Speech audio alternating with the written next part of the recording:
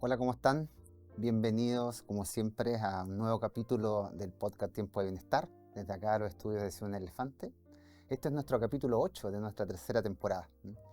Y hoy día tenemos un invitado vinculado un poco a los problemas de dilución infantil, a trastornos motores, muy ad hoc a la temática que está ocurriendo actualmente. Así que te quiero dar la bienvenida a Rodrigo Morales Fernández. Además fue compañero de mi universidad, un gran amigo, así que gracias por tu tiempo, Rodrigo, gracias por estar acá. Hola Rodrigo, muchas gracias por la invitación. Así que un gusto tenerte por estos lados. Y para empezar un poquito, conozcámonos para que la gente sepa quién eres, ¿ya? Porque tú trabajas en varios lugares, trabajas en clínica, trabajas en hospital, tienes una consulta. Cuéntanos un poquitito cómo te desenvuelves y cómo llegaste a este tema de la deglución infantil. Bueno, en general yo creo que han ido ocurriendo ciertas cosas en momentos clave que han ido como poniéndome en ciertos lugares. En el fondo, desde que hicimos las prácticas, ¿ya? En mi último lugar de práctica en el Instituto Nacional de Rehabilitación Pedro Aguirre Cerda, que trabajaba exclusivamente con niños con dificultades motoras, surgió la posibilidad de quedarme y alargar la práctica y hacer un reemplazo. Eso hace 28 años atrás. Wow. ¿Ya? Ahí nos damos cuenta de la edad que Así tenemos. es, aproximadamente. ¿Ya? Y hasta el día de hoy me he desempeñado como mi lugar ancla. ¿Ya? El instituto es parte, digamos, del sistema de salud público, ¿ya? Y corresponde al Servicio de Salud Metropolitano Oriente. ¿Ya? Perfecto. Actualmente también atiende adultos, ¿ya? Con dificultades motoras principalmente. Y la gracia es que podemos atender a usuarios y sus familias en modalidad de ambulatorio que vienen desde su casa, pero también hay camas para hospitalización, ¿ya? De niños y de adultos. Una ¿Sí? pregunta, porque a lo mejor la gente va a decir dónde queda ubicado, Mm. cuáles son las condiciones, porque a veces la gente solamente focaliza trastornos motores o este tipo de cosas, o en Teletón, o en Hospital del Claro, Trabajador, y desconoce este tremendo centro sí, que tiene un montón de aristas donde sí. se aborda. En general no somos muy conocidos, Sí, ¿ya? Por diversas razones. Estamos ubicados en Peñalolén, justo en la frontera entre Peñalolén y La Reina, en José Arrieta, ¿ya? Y en el fondo es un gran terreno con una construcción de un piso, por lo tanto la gente que pasa por fuera parece una casa grande, claro. con un patio gigante que es muy lindo, donde también aprovechamos de hacer terapia, intervención y conversar con las familias. Y está abierto a todo usuario, ¿ya? Nosotros, al ser un instituto específico, no tenemos esa restricción geográfica que tienen los hospitales, que la mayoría de los hospitales, Claro. ¿ya? Como por ser especializados, ¿cierto? En neurorehabilitación podemos recibir derivaciones de todos los hospitales de Santiago y de todas las regiones. De hecho, así ocurre. Perfecto, perfecto. Y además trabajas en clínica. Sí, trabajé creo que desde el 2015, tuve un tiempo en la clínica alemana en neonatología y en pediatría. Luego emigré a la clínica Indisa, en donde estoy trabajando actualmente en pediatría, en la consulta ambulatoria, en neo y como interconsultor, ¿sí? En la unidad de neonatología y en la UCI pediátrica, ¿ya? Y comenzamos también en el 2018 en conjunto con mi socia, que es la doctora que es nutrióloga pediátrica, Jimena Vázquez, un centro que se llama Feeding Clinic Chile, que en el fondo es el primer centro en el que tratamos de manera integral a niños con dificultades de alimentación y de ilusión. ¿Dónde se encuentra ubicado? A lo mejor mucha gente quiere saber eso también, Rodrigo. Este centro está ubicado en Los Fontecilla 201 en Las Condes, ¿ya? Al ladito de la clínica Las Condes. Bueno, ¿Ya? va a aparecer al final Sí, ahí lo ponemos. para que la gente pueda remitirse para allá y pueda hacer todo el proceso, porque creo que es importante saber eso. Bueno, la temática que vamos a hablar un poco tiene que ver con deglución infantil, ¿ya? Con todo ese proceso. Así que te voy a hacer una pregunta para que Sí, vamos pues un poco vamos. matizando eso. Ok. Primero, ¿qué entendemos por deglución? ¿Es un proceso, una conducta refleja, un acto neurológico? Porque hay múltiples definiciones, pero también queremos que la gente sepa qué es esto, ¿ya? que a veces lo ligan a alimentarse, a comer, tiene sí. varios conceptos, Rodrigo, Sí. ahí. Mira, afortunadamente ha ido evolucionando un poco el concepto. Ujú. Ha ido, en el fondo, actualmente sabemos, y para no complicarlo con muchas cosas técnicas, es un acto que es complejo. ¿Ya? Partamos de esa base. La complejidad tiene que ver con que participan muchas partes del cuerpo, distintos niveles, por lo tanto es muy susceptible. ¿Ya? Es como una máquina que tiene muchas piezas, por lo tanto es muy fácil que, sobre todo en las edades más frágiles, o sea, en recién nacidos y prematuros, y en tercera edad, ¿ya? Que estas piezas comiencen a tener alguna dificultad y esta cuestión se desconfigura. Ujú. ¿Ya? En el fondo es un acto complejo que tiene un objetivo. Ese objetivo es que lleve el alimento, puede ser sólido, puede ser líquido, y también la saliva y las secreciones desde la boca hacia el estómago. ¿Ya? Perfecto. Ese acto, en el fondo, antiguamente, o cuando estudiamos nosotros, nos decían que es un reflejo. Exacto. ¿Ya? Pero actualmente sabemos que un reflejo como el reflejo patelar es siempre obtengo la misma respuesta con el mismo estímulo. ¿Ya? Pero acá yo puedo alimentarme con una mamadera, puedo alimentarme comiendo un choclo o una alcachofa, ¿ya? Entonces son distintos estímulos y además el nivel de integración que tengo que tener de las sensaciones que tengo en la boca, de cómo muevo la mandíbula, la lengua, etcétera, y cómo trago al final es mucho más complejo. Por lo tanto, hoy día hablamos de una respuesta motora orofaringea, ¿ya? Lo que antiguamente llamábamos reflejo de glucemia. Exacto. Perfecto. Trajimos unas cosas que trajiste tú, Rodrigo, que sería ¿Ya? interesante que la viéramos, ¿ya? Sí. Cuéntanos un poquito antes que aparezcan ahí en pantalla Sí. que vamos a ver. Ahí Sí. lo estamos viendo. Mira, en general, esta actividad que es alimentarse o deglutir o tragar, ¿cierto? Podemos nosotros evaluarla, ¿ya? De manera clínica, a través de una evaluación fonoaudiológica, ¿ya? Pero hay cosas que nosotros no nos alcanzamos a dar cuenta, Claro. ¿ya? Como cuando a un paciente se le va la comida por el camino viejo o se atora, etc. Entonces, a veces, por muy experto que seas, ¿ya? Los usuarios y sobre todo los que tienen problemas motores no nos dan señales claras de que la comida se le está pasando a la vía aérea, ¿ya? Y generan una serie de problemas como neumonias, atoros, la familia se asusta, es Sí. complejo, los niños se defienden porque saben que algo mal está pasando Y dejan de comer. y dejan de comer, claro. Entonces, para eso contamos en la actualidad con 2 estudios que se llaman estudios instrumentales para objetivar qué es lo que está ocurriendo, ¿ya? Esto tiene una importancia súper relevante porque en el fondo es una herramienta muy útil para nosotros porque nos permite identificar qué es lo que está pasando y dónde está pasando para hacer una terapia que sea eficaz. Exacto. Y no comenzar a dar palos de ciego, tirándole el espesante para acá, dígale tal cosa, sin tener un respaldo de qué es lo que está ocurriendo en ese caso en particular, ¿ya? Lo que estábamos viendo en la videofluoroscopía. Sí, ¿ya? eso... Expliquémosle un poco a la gente qué es eso y Sí. el valor y cómo pueden hacerlo, porque tal vez hay Sí, mucha gente que sí. está en esa duda. Sí. Mira, este es un examen que se toma en la sala de rayos, ¿ya? Pero a diferencia de una radiografía, es una película, ¿ya? Entonces le damos al usuario distintas viscosidades de comida de acuerdo a las características del niño. Si es un lactante, le damos la leche en la mamadera, ¿ya? Con un medio contraste, que es lo que ustedes ven de color. Entonces ahí, por ejemplo, estamos viendo un diluido que pasa mucho más rápido, ya al principio fue espeso, ¿ya? Esto se hace en una sala de rayos con protección para los profesionales que están en la sala, para protegernos de la radiación. Es un examen que relativamente dura entre 20 y 30 minutos, ¿ya? Es un examen que afortunadamente ahora está disponible en muchos más lugares, ¿ya? Sí. Tiene código FONASA, por Sí. lo tanto los pacientes que tienen ISAPRE pueden tener devolución, ¿ya? Y del copago. Y se hace en distintos hospitales también del sector público. Y el valor estándar, digamos, sin código FONASA, si alguien quisiera pagarlo cash, ¿en cuánto está más o menos? Yo creo que depende, por ejemplo, en mi hospital, hacerlo de manera privada sale aproximadamente 62.000 pesos, ¿ya? Con una espera aproximada de un mes. Sí, con un eso mes es de espera, importante que... con un mes de espera. Claro. Ya en las clínicas privadas ronda entre los 150 y los 250, y la espera también anda por ahí. No es Sí, así como tan automático. automático. ¿Mm? ¿Podríamos decir que este es como el examen gold standard? ¿Es que el top de línea?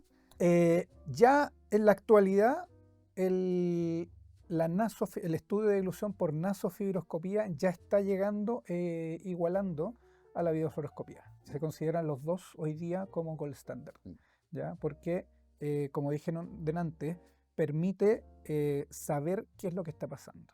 ¿Ya? Perfecto. Podríamos ver a lo mejor Veamos el otro examen ahora para que nos expliques un ¿ya? poco, Rodri. Son exámenes distintos, Ujú. diferentes, pero son complementarios, ¿ya? Por lo tanto, en casos complejos, como son los que trabajamos nosotros con el equipo de aerodigestivo en la clínica, a veces tenemos que echar mano a ambos estudios, porque acá, como ustedes ven, se introduce una camarita por la nariz y tenemos esa imagen. Ahí estamos viendo la glotis, esa paletita que ven ustedes es la epiglotis, y adelante vemos la lengua, ¿ya? Este paciente le damos una mamadera con un colorante vegetal azul, ¿ya? Inocuo. Inocuo, Mm, ¿ya? Que no pasa nada. Y cuando traga, la pantalla se pone en blanco y después de que traga, podemos ver hacia dónde se ve el alimento. En la parte de arriba está el hoyito de entrada al esófago, que es el tubito que conecta la boca con el estómago, ¿ya? En este caso, pudimos detectar con el otorrino que había un tumor en la lengua que crecía, ¿ya? Y que estaba dificultando la deglución de este usuario, y luego de la extracción de esa bolita, ya el usuario no tuvo ninguna dificultad. perfecto, perfecto. ¿Sí? Y en términos de valor también para que la gente sepa. Yo creo que este examen ronda, porque en la clínica creo que vale aproximadamente 150.000 pesos, Perfecto. ¿ya? Y lo ideal es coordinar un equipo para hacer este examen que se llama FIS por sus siglas en inglés, Ujú. que esté presente un otorrino o un otorrino con un fonoaudiólogo o fonoaudióloga. Es como el equipo ideal para poder realizar el examen y en el fondo también evaluar en el mismo instante cuáles serían las técnicas que podríamos utilizar desde el punto de vista terapéutico y aprovechar el examen, que igual es caro, Sí. para decir, ok, esta y esta técnica de intervención vamos a ocupar y Claro, funciona. se prueba ahí mismo, digamos. Exacto, Ujú. sí. ¿Ya? Para las familias, para a lo mejor alguna mamá, ¿esto es doloroso para su hijo? Es incómodo, es incómodo. Yo me he hecho, Sí, es incómodo. Sí. es Mm, desconfortable, mm, pero en general, en lactantes, que es la población que yo trabajo principalmente, y en la unidad de neonatología, en donde tenemos que hacer evaluaciones continuas, preferimos hacer la nasofibroscopía porque no irradia. ¿Ya? Entonces, el tema de la radiación ahí hay que tener un ojo, y eso inclina la balanza a hacer más FIS que videofluoroscopía en recién nacidos, prematuros y en pacientes que necesitan evaluaciones consecutivas. mm. En general, en niños la radiación se concentra mucho porque es poca masa, Claro, y en general nosotros no nos gusta tomarlo sin que haya pasado por lo menos 12 meses o un año, tomarle una nueva una nueva. videofluoroscopía. Mm. ¿Mm? ¿Esto es extensible a cualquier niño o tiene algunas contraindicaciones o sugerencias de no realizarse? ¿Cuál? ¿Cuál de los dos? Ambos, principalmente estoy pensando en FIS, Ya. que es el que está, ahora se está haciendo Sí, mucho en sí, Cefam, por sí, ejemplo, eso. Rodrigo. En el tema del FIS en pediatría, yo te diría que las únicas contraindicaciones son los pacientes que tengan algún tipo de obstrucción en el Ujú. cual no se puede ingresar por alguna de las narinas, por ejemplo, atresia coanas. Hay algunas genopatías que tienen atresia Claro, coanas, que la perforación que comunica la nariz con la boca no existen, ¿ya? Y los niños que pueden ser demasiado sensibles o reactivos a cualquier cosa invasiva en la cara, ¿ya? Y aquí podemos considerar y contemplar a todos los niños del espectro autista, ¿cierto? Que no van a permitir y no van a tolerar, porque yo en el fondo necesito entregarle comida y tiene que estar colaborando. Entonces, si va a estar peleando y van a estar entre 4 personas tratando de firmar para hacer el estudio, no, no va a funcionar. no va a funcionar. No va a funcionar. Ya en ese caso derivamos a la videofluoroscopía, Perfecto, ya que el niño perfecto. está sentado y que en el fondo también podríamos invitarlo una o dos veces a que conozca el lugar, y lo ideal es que esté en las condiciones más fisiológicas posibles. Perfecto. ¿Ya? Muy claro, creo que a la gente le va a quedar muy claro, además que desmitificamos algunos riesgos y algunos temores en Mm, relación a eso. mm, ¿Ya? No, sí, qué bueno que sí. vimos esos procesos, Rodrigo. Ahora, como te digo, recalcar que en el fondo, en algunos casos, es súper relevante tomar uno otro o ambos estudios, ¿ya? Sobre todo en los casos más complejos. Y desde tu experiencia, ¿tú qué recomiendas? Estoy pensando en chiquillos prematuros, Mm, en cuadros de naneas, mm, ¿ya? Con esas mm, condiciones. mm, Tú, desde tu praxis, tenemos 28 años mm, trabajando, mm. entonces algo de experiencia hay en el cuerpo, Algo. hay algo. Sí. ¿Cuál es tu sensación? A ver, es que en el fondo la primera respuesta o la primera parte de esta pregunta tiene que ver con que es necesario hacer un estudio que es caro Ujú. y que no en todos los lugares está asequible para hacer una terapia para este niño. ¿Sí o no? Ese es Esa lo es la, primero que tenemos sí. que responder. Hay niños que yo les puedo hacer terapia sin hacer estos exámenes, ¿ya? Y eso lo tenemos que tener claro. A lo que voy es que no tengo que esperar a que la mamá o que la familia junte el dinero o que coordine realizar el examen para poder hacer algunas intervenciones, ¿ya? Si yo tengo la sospecha de que el niño se le está yendo la leche o la comida a la vía aérea, ya no está engordando, se atora y presenta muchos problemas respiratorios, ya tenemos que pensar como equipo, con el pediatra, con el broncopulmonar, con el otorrino, en que este niño a lo mejor no debiera seguir alimentándose por boca o no es seguro que se alimente exclusivamente por vía oral. ¿Ya? Ahora, como te digo, de acuerdo a la experiencia, yo en algunos casos no necesito el examen para dar esa indicación, ¿ya? Pero en algunos casos todavía tengo la duda y sí pido el examen. Como para ¿Ya? objetivar tu opinión. Exacto, sí. ¿Ya? Perfecto. ¿Estos problemas de glutorios, los niños nacen o pueden adquirirlo en el proceso? Hay un grupo importante de todos los niños que nacen prematuros y que después continúan con algunas dificultades motoras, en donde es muy, muy frecuente presentar dificultades de glutorias, ¿ya?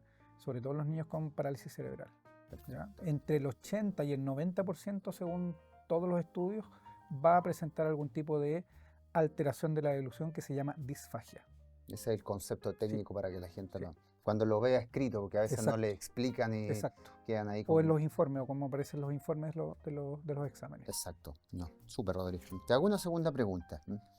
¿Cuál es la evolución? Porque tú decías que es una actividad compleja, esta respuesta motora orofaringea. ¿Cómo va evolucionando? Porque el niño no se come un completo de entrada, ya va mutando este proceso de glutorio, va madurando. ¿Podemos explicarle un poco a la gente cómo es este tránsito para que pueda identificar así como los hitos, decir, Sí, mi hijo va sí, bien? sí. Este tema es muy interesante porque en el fondo nosotros, el recién nacido humano, ¿cierto? Nace con 4 aplicaciones metidas, ya se alcanzó a quedarse en la guata de la mamá hasta las 38, 40 semanas, ¿cierto? Y no se adelantó, nace con 3 aplicaciones, que en el fondo en una parte del centro del sistema nervioso que se llama tronco cerebral hay 3 lugares que se desarrollan y que comienzan a conversar. Desde las 35, cuando ya está terminando el embarazo, se ponen de acuerdo. Es el centro de la deglución para tragar, el centro de succión, que permite succionar, y el centro de la respiración, ¿ya? Entonces estos se tiran unas líneas ahí y se ponen a conversar y dicen, ya, ok, nazco a las 38, 40 semanas y uno, respiro para poder sobrevivir y segundo, me tengo que alimentar, Claro. ¿ya? Y para alimentar vengo con la aplicación de succión, entonces comienzo a sentir olor, unos roces por acá y comienzo a buscar y encuentro el pezón o el chupete de la mamadera y comienzo a succionar. Y esa succión gatilla la deglución y luego doy un tiempo para respirar, ¿ya? Y si eso lo hago durante 20 minutos, me va a permitir engordar entre 25 y 35 gramos por día. Y así me voy desarrollando, ¿ya? Perfecto. Así es como nace y es fundamentalmente un tema de reflejos, ¿ya? De reflejos. Estamos pensando en un niño estándar, En un niño de término neurotípico y y de término. neurotípico, sí, Perfecto. ¿ya? Después, más adelante, ahí vamos a explicar cuáles son las desconfiguraciones de este sistema. Perfecto. Este niño, entonces, los primeros 6 meses se alimenta exclusivamente de líquido, leche, que en la actualidad ocupamos un concepto que se llama ITSI para categorizar las distintas texturas de los alimentos, ¿ya? Entonces, El ITSI 0 corresponde a los líquidos que son muy finos, como el agua de la llave o como la leche materna o la fórmula, ¿ya? ¿De dónde? Del pecho de la mamá o de la mamadera. Los primeros 6 meses exclusivos, ¿ya? A los 6 meses los pediatras le van a indicar que comenzamos con la alimentación complementaria, que es como la papilla, Claro. ¿ya? Pero eso a los 6 meses tiene que ver o sucede como consecuencia de un desarrollo psicomotor. El niño ya está sentándose solo, Claro. hace 3 meses que afirmó la cabeza y comienza con movimientos más complejos a nivel oral, ¿ya? Lo simpático y lo muy entretenido y lo fascinante para mí como fonoaudiólogo y por qué me he dedicado a esta área es que estas actividades que desde temprana edad comenzamos a practicar son las mismas estructuras y órganos que ocupamos para hablar, Exacto. ¿ya?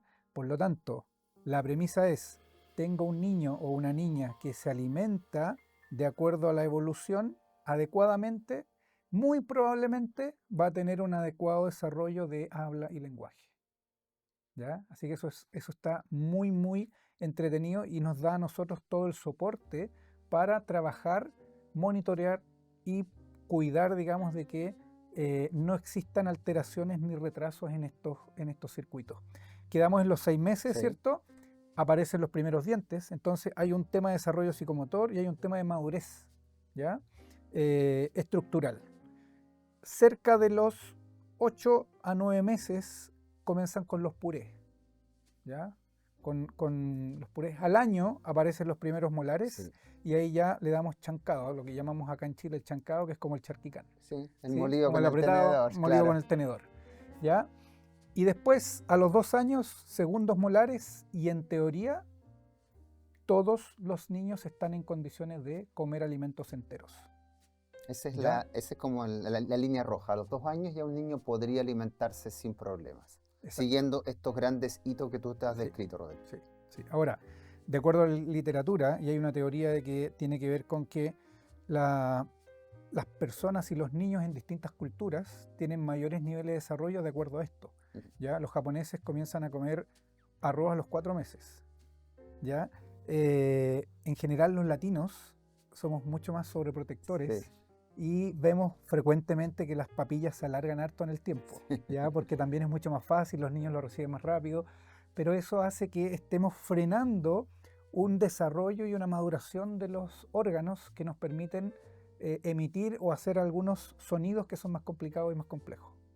En relación a eso, esta modalidad del famoso baby-led weaning, que ha ¿Sí? tomado mucho énfasis, ¿Sí? ¿crees que favorece este proceso? Sí, en general me gusta mucho el baby-led weaning cuando está bien indicado. Expliquémosle un poco a las Sí, familias, porque a sí. veces me ha pasado que dicen, estoy con esto, pero no, nadie les explicó Sí, cuál era el proceso y sí, sienten que el niño come así sí, indiscriminadamente y sí, sin ninguna sí. indicación. El baby-led weaning es esta metodología que se desarrolló en la cual se le presentan los alimentos enteros a los niños como un formato bastoncitos, Claro. alimentos blandos, para que los manipule y los coma. Y parte de la premisa de que el niño se come hasta sentirse saciado, ¿ya? Ahora, en mi experiencia, ¿ya? Y aquí en Chile, en general hay mucha información ahora en las redes, ¿cierto? Sí. Entonces, primero, tiene prerequisitos. El primer prerequisito es que los niños se tienen que sentar solos y afirmar muy bien la cabeza, ¿ya? ¿Por qué? Porque hemos tenido o han habido fallecimientos, ¿ya? Por motivos de que el niño se le da estos alimentos enteros, se atoran, se ahogan y ahí quedaron, Ay, claro. ¿ya? Entonces, el niño tiene que tener un desarrollo psicomotor normal desde los 6 meses y me ayuda mucho y sirve para que el niño tenga una aproximación amigable con los alimentos, con los colores, con las texturas, con los olores, ya que es una cuestión fundamental para tener una buena experiencia de alimentación. Que es placentera, así comer Exacto. es placer. Así También. es. ¿Ya? Entonces, ahora, ¿qué ocurre con el niño cuando se parte, aunque sea neurotípico desde el principio, ya hace que muy pocas veces alcanzan a comer todo lo que necesitan? Por eso es que a mí me gusta decir partamos con la papilla, ¿ya? Pero que juegue y que tenga esta experiencia con el baby-led weaning, pero no le demos al baby-led weaning la responsabilidad de nutrir al niño porque no va a ocurrir, y ahí comenzamos después con otros problemas en donde, pucha, no me está subiendo bien de peso y comenzamos a obligarlo y ahí tenemos problemas de rechazo. Claro. Sí, sí, ¿Ya? Y eso es un círculo medio nocivo. sí, sí. Entonces, me queda muy claro el proceso. Entonces, los grandes hitos que tú decías, es decir, 6 meses, 9 meses, 2 años, tenemos como ese proceso. Sí, ¿ya? Después de los 2 años, en el fondo, lo único que hay que poner ojo es con los alimentos que sean muy duros y pequeños, como el maní, la almendra, ¿ya? Que hay que tener ojo y precaución. ¿Ya? Y en el caso de los chicos que vienen con alguna condición, ¿ya? Sí. Estos hitos tienen que seguir, para que la gente lo entienda, los mismos tiempos desfasados con un gap, o puedo hacer saltos. Es que ahí en general con los niños, con los recién nacidos prematuros, en general el orden se mantiene, ¿ya? Con condiciones de genopatía, con condiciones neurológicas, con condiciones neurometabólicas, neuromusculares, en general la premisa es, si no es seguro, que no se alimente por vía oral. Y ahí vamos a las vías alternativas de alimentación, que puede ser una sonda orogástrica en un recién nacido prematuro que está conectado con una bigotera con oxígeno y no le cabe la sonda por la nariz. No, imposible. Ya una sonda orogástrica, una sonda nasogástrica, una gastrostomía o una yeyunostomía. ¿Ya? El que un niño tenga otra modalidad de alimentación, ¿lo anula de que pueda tener un régimen mixto? Porque muchas más veces... No, para nada. Claro, creo que eso es importante decirlo también. Sí. Ahora, la alimentación, sobre todo para nosotros, para los latinos, es una cuestión muy social, tiene mucha importancia, mucha relevancia a nivel familiar. Por lo tanto, cuando nos restringen la alimentación por vía oral, es un duelo fuerte. Exacto. Súper fuerte para todas las familias, sobre todo para los padres de un primer hijo, que le dicen que no puede alimentarse por vía oral. Lo importante y lo relevante es, y hemos ido aprendiendo con la experiencia en equipo, que tenemos que tomar la decisión, por dolorosa que sea, antes de que ese niño o niña tenga dificultades nutricionales. Sí. ¿Ya? Porque a veces como que nos cuesta tomar la decisión, nunca un papá nos va a decir, ya hágale al tiro esta cuestión que nos está ofreciendo, nunca. Nunca, siempre van a tratar de bypassear. Exacto, ¿ya? O van a ir a pedir otra opinión, etcétera. Pero en el fondo, ahora que en general estas decisiones se toman en equipo, se hace participar a la familia, se les explica los pros y los posibles contras, porque también los tienen. Sí. ¿Ya? Lo importante es que estén monitoreados y que, en el fondo, les decimos, ahora mismo vengo llegando a la clínica en donde me pidieron evaluar a una paciente de 4 meses que ya está con sonda y que el horizonte no se ve como muy claro. Entonces, pucha, a lo mejor veamos y discutamos, porque yo no veo que a lo mejor dentro de 6 meses más esta niña vaya a comer todo lo que tiene que comer por boca. Claro. ¿Ya? Y vamos a estar todos ahí medio complicados, por lo tanto, tal vez con un buen monitoreo y con un buen acceso a terapia, ¿ya? Haciéndole una gastrostomía, me libera la zona oral, y eso también hemos visto en la práctica que funciona y que anda mejor. No, ¿Ya? perfecto. Entonces, o con sonda o con gastrostomía, lo importante es que estén acompañados de un equipo para ir evaluando, y que en el fondo tenemos que engañar al cerebro de estos niños de que igual está recibiendo estímulo en la vía oral. Porque si no ocurre eso, después el tratar de volver a alimentarlo es mucho más complejo. Exacto. Bueno, y uno sigue tragando saliva, es decir, Exacto. Independiente de que no se alimente con alimentos más tradicionales, Exacto. La saliva es un proceso que va a estar siempre dando vuelta. Sí. Entonces ahí necesariamente tiene que ser abordado. Sí. Vamos con otra pregunta, Rodel. ¿Qué tipo de afectaciones podemos encontrar en la población pediátrica desde el punto de vista del glutatorio? Tú acuñaste el concepto, hablaste de la disfagia. ¿Ya? Sí. ¿Qué cosas podemos encontrar así como las más habituales dentro de la clínica, con la cual se puede encontrar la familia, y que genera como esta primera consulta o esta consulta retardada que, claro, va a impactar en el estado nutricional del niño? A ver, hablemos un poco de los síntomas. Primero, las señales o los signos, ¿ya? El que cueste que suba de peso, ¿ya? El que cueste que suba de peso generalmente es porque las tomas son muy prolongadas, o porque se atora mucho y gasta mucha energía, ¿ya? Entonces ahí hay que poner un ojo. No sube de peso, ¿ya? Presenta problemas respiratorios frecuentes, ¿ya? Bronquitis, bronconeumonía, neumonias. A repetición. ¿Ya? A repetición. Ha estado hospitalizado en un año 3 veces, ¿ya? Esas son así unas alarmas gigantes. Banderas rojas gigantes, ¿ya? Y que es estresante para la mamá, porque generalmente son la mamá, o para el papá, alimentar a su hijo, ¿ya? Cuando están esas 3 cosas, tienes oreja, cola y garra de león. Claro, tenemos todo ahí. Sí. Sí, ¿ya? Ahora, en la población de recién nacidos prematuros, nacen con estas conversaciones que te comenté entre los centros de respiración, succión y deglución. No están coordinados, no se alcanzaron a coordinar, entonces queda un poquito la escoba y queda desordenado. Entonces este niño presenta un trastorno de succión, deglución, respiración, ¿ya? Que si no tiene grandes problemas neurológicos, no tuvo grandes otras complicaciones, generalmente salen adelante, ¿ya? Ahora, niños con dificultades orgánicas o anatómicas como fisuras, sí, ¿ya? También presentan dificultades en la eficiencia o en la seguridad, ¿ya? Y ahí en el equipo la cirugía, el uso de prótesis, ¿ya? Y el manejo en equipo van a ir apoyándolo. Hay otro grupo de usuarios que tienen genopatía o que tienen daño neurológico que desde el día 1 podemos ocupar el diagnóstico de disfagia neurogénica orofaringia. Ese es el término más técnico, claro. ¿Ya?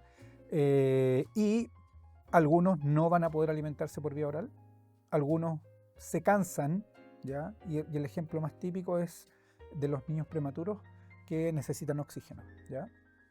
Que tienen una patología que se llama displasia broncopulmonar, ¿ya? Y que tienen que andar los papás ahí con el tubito de oxígeno y con la bigotera. ¿Ya? Entonces estos niños, yo les digo a los papás, cuando van a enfrentar la alimentación con la mamadera, es como que corren una maratón, pero con una mochila llena de piedras, ¿ya? Entonces ahí nuestra intervención tiene que ir a tratar de apoyar para que sean lo más efectivos posible.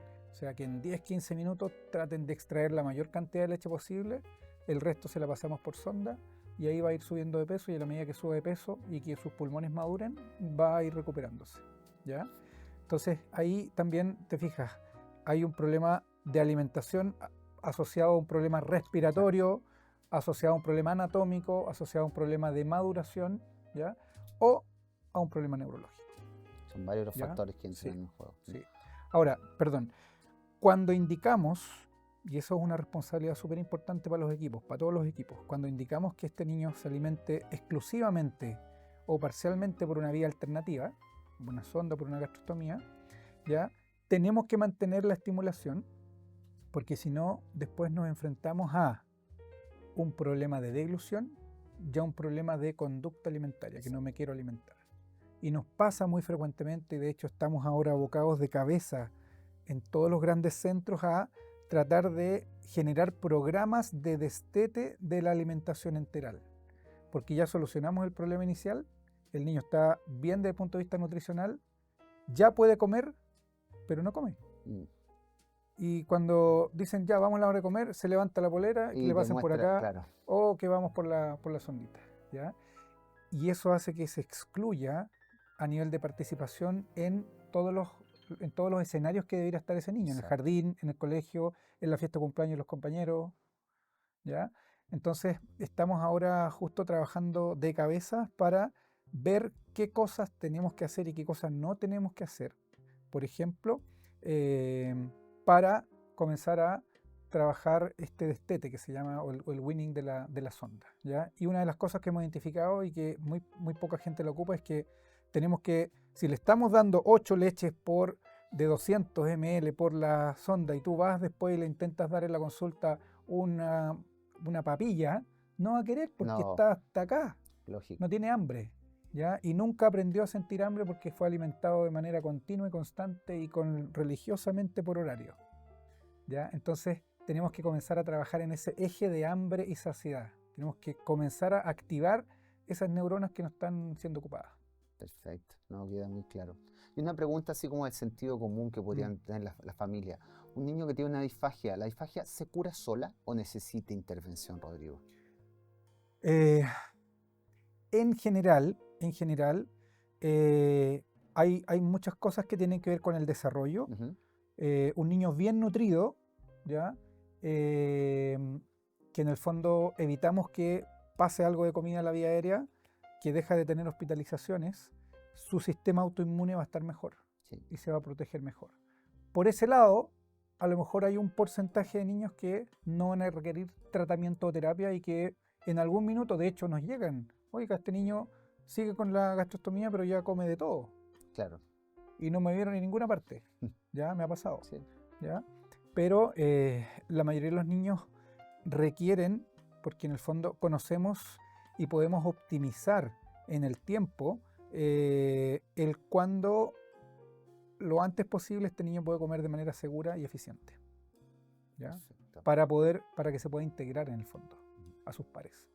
Entonces el consejo para las familias es que ante estas señales que decías tú, inmediatamente se remita, Consulten. haga la consulta para Consulten. evitar Sí. riesgos como los que Ahora, describes. hay un tema importante porque en general también nosotros hicimos una consulta ahí con los pediatras y en general las familias sienten que a veces no son pescados con esta cuestión porque no tiene fiebre, no se le ven manchas, Claro. ¿ya? Entonces como que entonces tienen que ser súper claros los papás y las mamás en la sintomatología. Ahora afortunadamente tenemos video, entonces si lo están alimentando y el niño todo se atora, se pone rojo, vomita y todo eso, hay que Mostrarlo, mostrarlo, ¿ya? Si se complica, ¿no?, de cualquier manera, hay que tratar de mostrarlo y en el fondo también afortunadamente ahora hay más colegas que se dedican al Sí. área, porque en algún minuto tampoco había mucho, No había acceso, claro. era un tema el acceso. Sí. No, muy claro, Rodri. En relación a esto, ¿qué opciones tienen las familias de los niños con alteraciones de la deglución? ¿Cuáles son las opciones reales? ¿Con qué se cuenta? ¿Hay programas?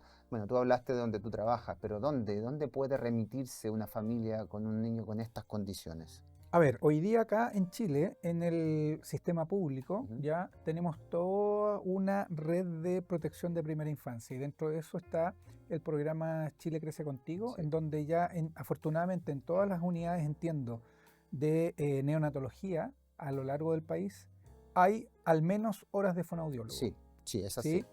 Hay horas de fonoaudiólogo que están para el tema del screening auditivo y no sé si a veces son las mismas personas que hacen la estimulación de succión de deglución.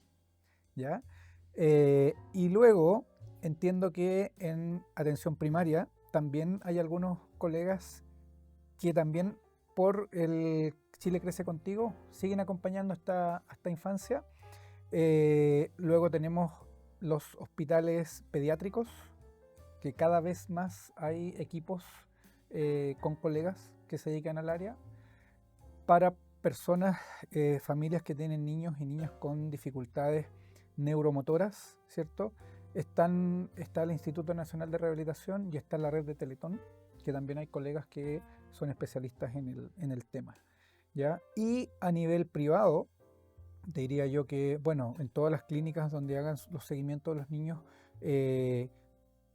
está toda la línea de pediatría, neurología, fisiatría, fonoaudiología, kinesiología, terapia ocupacional, ¿ya? En las clínicas y hay muchos centros también especializados. Perfecto. ¿Ya? Es decir, la gente tiene dónde recurrir Sí, ante situaciones como esa. Sí, ¿ya? En ambos sistemas. Perfecto. Eso es importante saberlo para que ellos conozcan, ¿no? Que ante una situación como esa Sí. puedan remitirse a Sí. situaciones Si de conocen a esa. un familiar, un vecino, etcétera, Claro, le puedan comentar. que pueden hacer ese proceso. ¿Tú sabes si en los CEFAM, ya en los SECOF, existen esto? Bueno, está el seguimiento de la atención de estos primeros cuidados del niño. ¿Tú Sí, sabes si de sí. ahí, por ejemplo, de tu hospital te derivan de los CEFAM o cosas así? Generalmente no, porque somos como especialistas, Ya. ¿ya? Pero en el fondo sí sé que a los hospitales base Ujú. de niños, no sé, pues en el Roberto, en el Calvo, en el Ezequiel, hay equipos de colegas que se dedican no sé cómo están digamos, en tiempos de espera, pero sé que se están armando, que hay redes armadas. Perfecto. Es muy claro, Rodri. Mm. Quiero cambiar un poco el tema y llevarte, dado que estamos hablando de esto, al tema de la discapacidad motora, porque tú hablaste de PC, ¿ya? apareció el concepto, lo vamos a Sí. tratar de acuñar. Definamos un poquito qué es una discapacidad motora, evidentemente vinculado al ambiente más de niños, niñas y adolescentes o Mm, población mm, pediátrica. ¿Cómo mm. entendemos una discapacidad motora? A ver, yo creo que tenemos que partir ahí desde el concepto del movimiento, ¿cierto? Ujú, Nosotros claro. como personas eh, hay un sistema que nos permite movernos, ¿ya? Que es como lo que llamamos motor, ¿ya? Eh, existen ciertas condiciones congénitas o adquiridas, ¿ya? Que pueden alterar este sistema. ¿Y cómo lo vamos a ver? En que no puedo mantener la postura, tengo dificultad para moverme, ¿ya?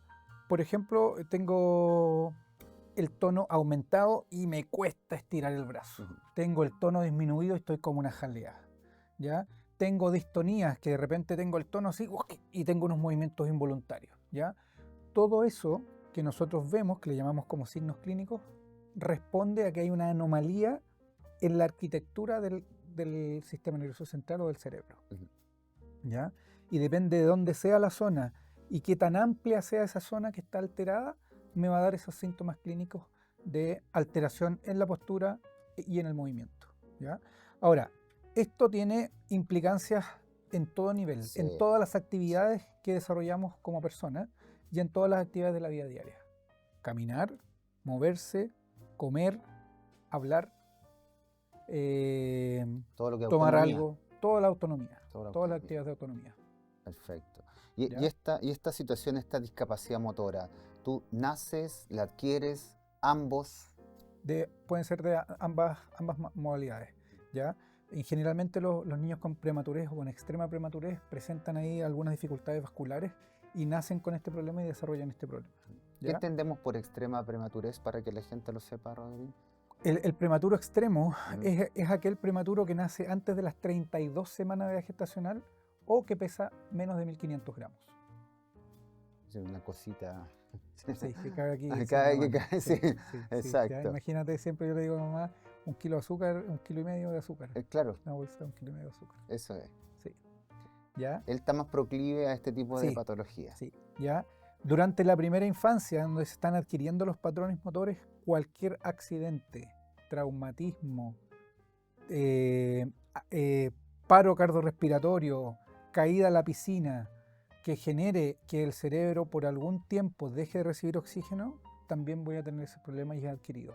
Y después en la adultez igual, un accidente Exacto. automovilístico, una bala en alguna parte de la cabeza, ¿cierto? Sí. También vamos a tener las mismas consecuencias, ¿ya? Perfecto, perfecto. Y claro, van a haber distintas formas de presentación, distintos niveles de severidad, que va a depender un poco de lo que tú dices, es decir, el impacto de la lesión que sea adquirida o el impacto en este proceso de desarrollo que él va teniendo. Sí, sí.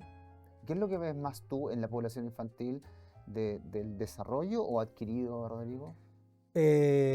Generalmente, como nosotros tenemos un centro que es súper especializado, vemos, se genera una paradoja, porque en general, en la medida que vamos avanzando en la tecnología, se supone que deberíamos tener menos niños con parálisis cerebral, Claro, pero eso es al revés, porque en el fondo, antiguamente, un niño con demasiadas dificultades no sobrevivía. Y hoy día, con el nivel de soporte que tenemos, sí sobreviven, pero sobreviven con más secuelas. perfecto, Y dentro de esas secuelas están las secuelas motoras. perfecto. Sí, en realidad es una Entonces, paradoja, ¿ah? sí, pues, es una paradoja. Claro, la tecnología te Sí, da cosas, pero así también es. te obliga, te hace responsable Sí, de que sí, esas cosas que te regala tienen sí, un costo. sí. Perfecto, perfecto. Es muy claro el concepto de capacidad motora.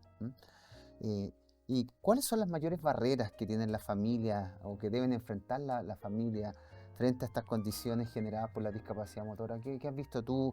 Es decir, y no solamente en el sujeto, vimos que su Mm, mm, ocupación, su mm, autonomía se mm, ve mm, severamente afectada, mm. sus capacidades de aprendizaje, dependiendo del tipo de daño, pero las familias, Sí. ¿qué pasa con ellas? Mira, afortunadamente desde el día uno he tenido la posibilidad siempre de trabajar en equipo. Ujú.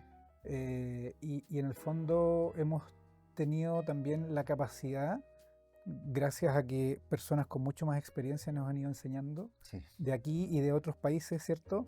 A que en el fondo lo primero para un núcleo familiar es que tú esperas tener una hija o un hijo sano, entre Sí. comillas, ¿cierto? Entonces, cuando te das cuenta de que viene con una alteración genética, que viene con una dificultad que nació antes de lo que debería haber nacido y que depende de una máquina, o que te dicen de que no va a tener el futuro que tú habías visualizado para tu hijo, se genera ahí en el núcleo familiar, ¿cierto? Un problema súper importante, que tiene que ver con las expectativas que yo tenía para mi hijo Claro. o para mi hija, ¿ya?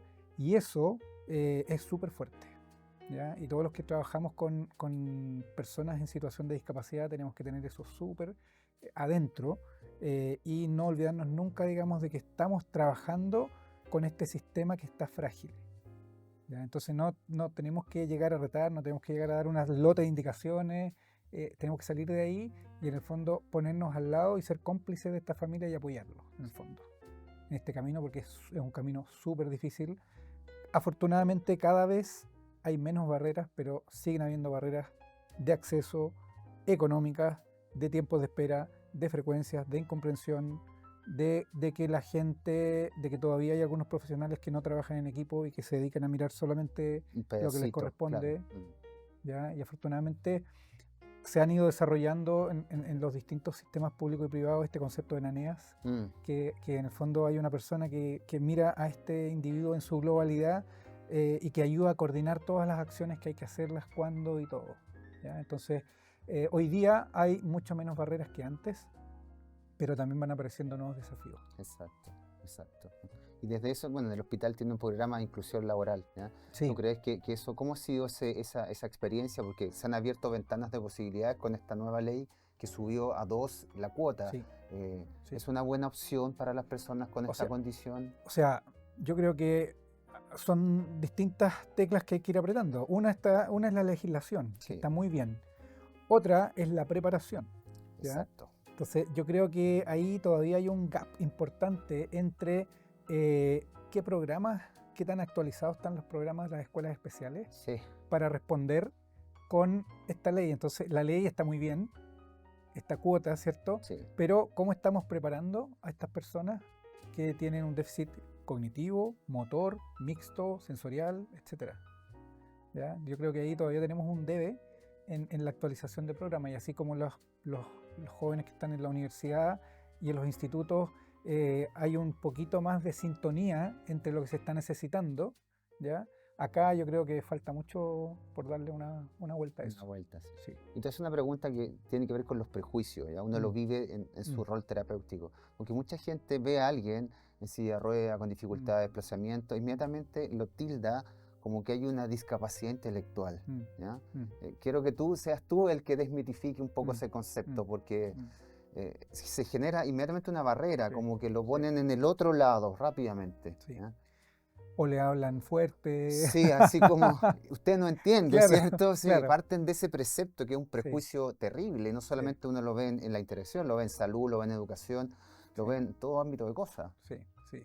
A ver, ciertamente una de las discapacidades motoras más frecuentes se asocia, que es la espástica, se asocia con la categoría de mayor prevalencia de dificultad o daño cognitivo, Ujú, ¿ya? Pero no en todos los casos, ¿ya? exacto. Y también va acompañado de muchas esto en el fondo es un poquito maleable, en el fondo. Tuviste acceso a terapias, fuiste al colegio desde temprana edad, te integraron, ya tuviste una familia apoyadora que te lleva a todos lados, ya. Eso, independientemente del daño con el que tú nazcas, ya, va a ir teniendo trayectorias diferentes o distintas, ya. Por lo tanto, siempre es bueno cuando uno va a, y eso es lo bueno de un poco de la posibilidad que han tenido los niños neurotípicos en ambientes escolares de convivir con niños en situación de discapacidad, Sí, en donde saben que pueden conversar, que pueden comprender, que pueden colaborar, que pueden trabajar en grupo, pero que no se puede mover de manera autónoma, ¿ya? O que necesita una prótesis auditiva para poder escuchar, claro. ¿sí? O que se tiene que alimentar por una gastrostomía, que es una perforación en el estómago, Sí, ¿ya? Entonces ahí nos ha, en el fondo, adelantándome un poquito a los temas de integración escolar, yo creo que todavía nos falta, pero hay muy buenas experiencias en donde los equipos de salud nos ponemos a disposición de los equipos educativos para entregar toda la información que necesiten y así me refiero a el equipo docente, a los compañeros y a los padres de los compañeros. Sí, Son 3 niveles. Sí, que esas 3 patitas yo creo Sí. que son nucleares y qué bueno que lo digas tú, porque a veces hay así como una cosa bien Disociación, dicotómica, sí. claro, entre salud, Sí, educación, sí. familia y cada uno juega un juego distinto, no dialogante. Sí. Y eso va en Es que no desmedro de la no persona. tiene ningún sentido de No, que nosotros avancemos en la consulta, de que el niño habla perfecto, que se coma todo, si después en el colegio no lo puede poner en práctica, exacto, que es, digamos, el rol en donde se tiene que desempeñar. exacto. ¿Ya? Entonces, ahí al respecto, la cosa institucional falla mucho.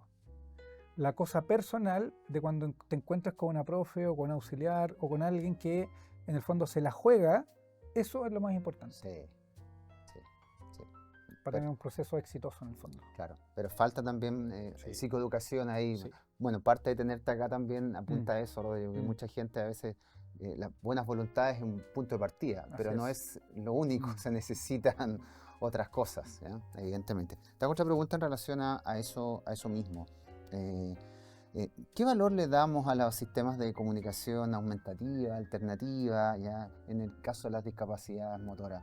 Porque mucha gente va a ver que andan personas con tableros, con fichas, con Mm. una especie de como llavero, otros con elementos que vocalizan por ello. Expliquémosle un poco a la gente qué es Sí. eso y cómo Sí. tiene que usarlo, porque Senadis lo da, pero Sí. te lo pasa y hágase responsable, Sí, digamos. sí, sí. Un poco parecido al tema que acabamos de conversar. Afortunadamente la legislación ya y en este concepto de mirar a las personas en situación de discapacidad y sus familias como personas de derecho, la comunicación es un derecho. Exacto. El estar integrado en el colegio es un derecho. El tener acceso laboral es un derecho. ¿Ya? Por lo tanto, si lo miramos desde ese punto de vista, ¿ya? Todas las personas que tengan la capacidad cognitiva de entregar alguna idea, ¿ya? Debieran tener el apoyo de alguien que les busque el mejor sistema para que esa idea la pueda expresar, ¿ya? Y acá también aclarar un tema que es súper importante, ¿ya? Que no necesariamente tiene que ser un tablero digital con la última tecnología que vale 3 millones de pesos Sí, para que el niño se pueda comunicar, sino que a veces un tablero impreso o un cuaderno con categorías es mucho más funcional, exacto. ¿ya? La invitación entonces es acercarse a equipos que tengan experiencia. Generalmente son equipos en donde hay terapia ocupacional, en donde evalúan todos los canales de entrada, de salida. A veces puedo tocar, a veces puedo apretar, a veces puedo mirar, a veces puedo apretar, a veces puedo soplar, Exacto. ¿ya? Entonces es súper importante esa evaluación y también las dinámicas que se dan en casa y en el colegio, ¿ya? Porque pasa mucho de que se solicita una ayuda técnica como el TOI, Sí, que vale 7 millones de sí, pesos, claro, es y carísimo. sin un apoyo o sin un soporte no se le saca el provecho que se Claro. debiera, ¿ya? Termina siendo como la bicicleta Claro. que se compra la gente que apoya la Exacto. toalla. ¿sí? Exactamente, lo Sí. mismo, ¿ya? Pero afortunadamente también tuve un amigo ahora mexicano que vino hace poco y me dijo, oye, ustedes mira todo lo que han logrado en cuanto a garantías y acceso, ¿ya? Como esto del TOI, me dice, estuve en la casa de un paciente que el gobierno le regaló el TOI, sí, así es. ¿Ya? Entonces, eso está bien, Claro, pero hay que acompañarlo también de ciertos apoyos. exacto, exacto. ¿Mm? Pero es una buena herramienta. Y Sí. otra pregunta en relación a eso, porque la gente dice, mi hijo se va a expresar o se va a interactuar con este otro sistema. ¿Eso significa que nunca más? Porque ese No, también es un poco un sí, mito que muchas sí. familias Es que por eso, temen. sí. Yo me acuerdo también que cuando estudiábamos ¿Te esa era acuerdas? la ley, digamos. Si Claro. ocupan algo alternativo, no va a desarrollar lenguaje oral. Y ¿Ya? curiosamente, pasados los años, siguen algunas familias teniendo ese temor. Sí, Digo, sí, han sí, pasado sí, sí. 28 años de eso. Ahora, digamos, la evidencia muestra que en el fondo estar preocupados de la comunicación, sea como sea, ayuda, ¿cierto? Y estos métodos, algunos son aumentativos y otros son alternativos, ¿ya? Entonces, si el niño puede, hacer una vocalización para que llamar la atención y ahí comenzar a ocupar, perfecto. Se suma. ¿Ya? Exacto. ¿Ya? Entonces la idea es ocupar todas las modalidades que sean efectivas y eficientes. Perfecto. Ahí no, todo es cancha, digamos. Cualquier modalidad Sí, puede sí, servir sí. mientras cumpla lo que necesita él, que es la independencia y la accesibilidad. Así es. Súper, súper, Rodri. Sí. Y te hago una última pregunta, vinculado, tú me lo estabas anticipando en relación a los programas de inclusión. ¿Tú consideras que los programas de inclusión educativa y laboral están dando opciones reales a los niños que van a transformarse en adultos, ¿ya? Con discapacidad motora, con estas situaciones? ¿Ya?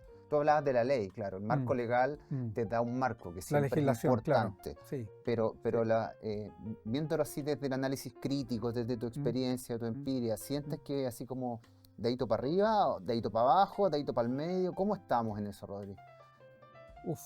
A ver, yo creo que desde el punto de vista clínico de habilitación no estamos tan mal, de legislación tampoco estamos mal, pero ahí en la mitad ya hay como un agujero negro que yo creo que falta mucho, mucho desarrollo, ¿ya?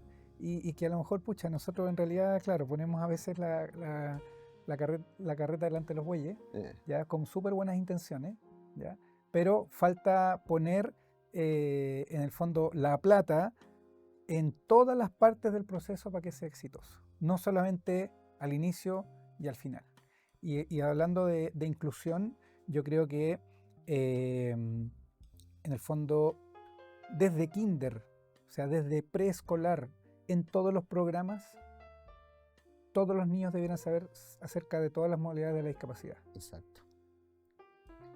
En todos los colegios, en todas las universidades, en todos los programas. Y eso hoy día no está. No, no está. ¿Ya? Los docentes que están en el aula recién ahora están conociendo algo de lo que corresponde, de lo que se tiene que hacer y de lo que no se tiene que hacer con distintos tipos de discapacidad. ¿Ya? Por lo tanto, y además también, si nos ponemos desde el lado de los docentes, está demasiado exigente el ambiente del aula, tienen demasiadas exigencias y yo considero que tienen poco apoyo. Sí. No, sí, bueno, tuvimos aquí algunas invitadas que nos decían eso, ¿sí? Hacía una crítica a su malla curricular, su formación, sí, que así como que pasaba, fue como esto, y me encuentro con 8 niños, todos diferentes, que no sé cómo hago para que este otro, y 30 después me evalúan por rendimiento, entonces era una locura. Así es. Entonces estaban un poco en eso. Y también el tema de la familia, decía, la familia a veces no se le educa. Tú hablabas de la importancia del trabajo en equipo y de incluir esta tercera pata que es un eje central. Y nosotros sabemos que en rehabilitación el 50 o más es de un apoyo familiar. Así es. Entonces, pero así proyectivamente, ¿cómo ves el proceso, Rodrigo? O sea, yo creo que hay elementos súper positivos, hay unos brotes verdes que se ven bastante bien, y yo creo que en la medida que se tomen ciertas decisiones, como lo de la malla curricular, como lo del conocimiento, también, pucha, acá está este tema de la Teletón que instala, digamos, una visión que es un poco de asistencialismo. Qué bueno que lo planteaste. Te voy a plantear toda la temática y esa noción asistencialista que a veces nos juega en contra, Rodrigo. Exacto. ¿Ya? Y que el tema aparece una vez al año. Entonces, pucha, deberíamos aprovecharlo desde el punto de vista bueno, que es, en el fondo, conocer, educarnos en este mundo, ¿ya?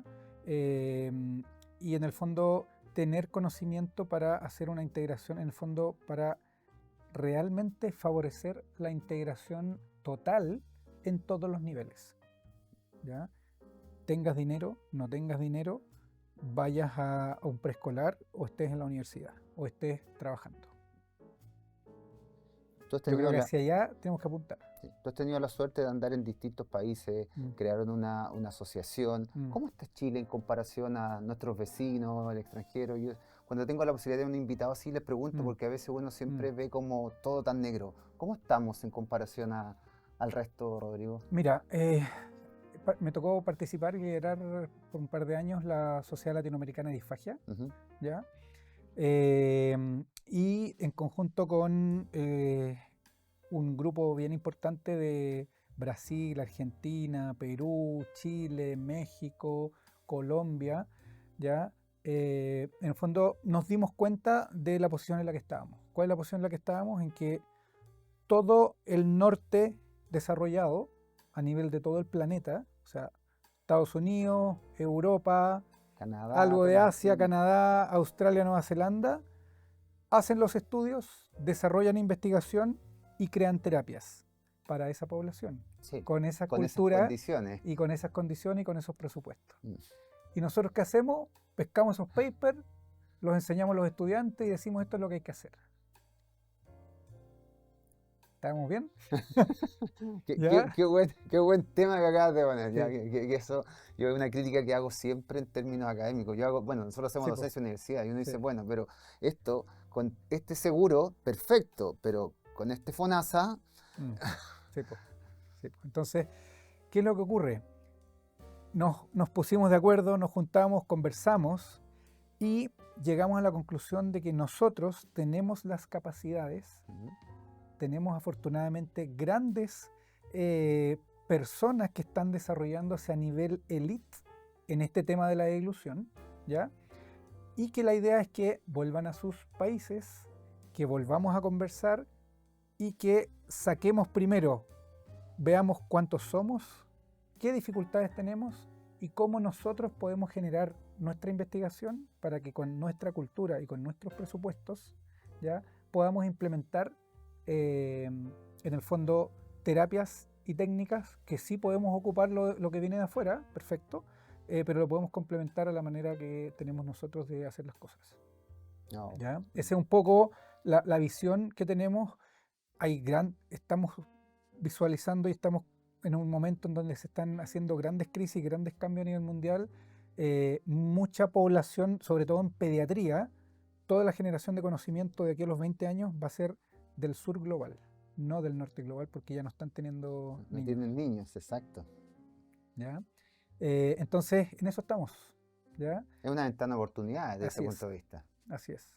¿Ya? Sí, no, muy claro.